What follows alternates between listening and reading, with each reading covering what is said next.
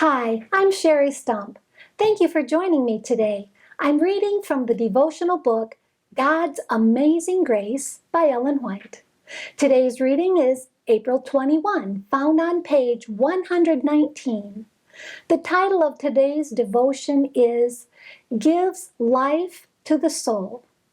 In John chapter 4 and verse 14, we read, "Whosoever drinketh of the water that I shall give him shall never thirst, but the water that I shall give him shall be in him a well of water springing up into everlasting life." He who seeks to quench his thirst at the fountains of this world will drink to thirst again. Everywhere men are unsatisfied. They long for something to supply the need of the soul. Only one can meet that want. The need of the world, the desire of all nations, is Christ. The divine grace which He alone can impart is as living water, purifying, refreshing, and invigorating the soul. Jesus did not convey the idea that merely one draught of the water of life would suffice the receiver. He who tastes of the love of Christ will continually long for more, but he seeks for nothing else. The riches, honors, and pleasures of the world do not attract him. The constant cry of his heart is, "More of thee." And he who reveals to the soul its necessity is waiting to satisfy its hunger and thirst. Every human resource and dependence will fail. The cisterns will be emptied, the pools become dry. But our Redeemer is an inexhaustible fountain. We may drink and drink again and ever find a fresh supply.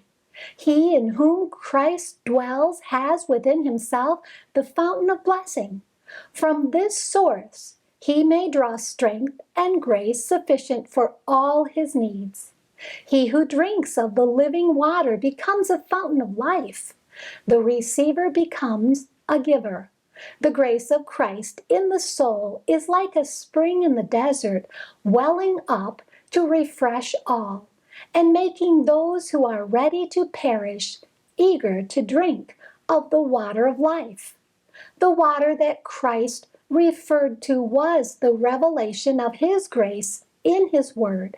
Christ's gracious presence in His Word is ever speaking to the soul, representing Him as the well of living water to refresh the thirsting.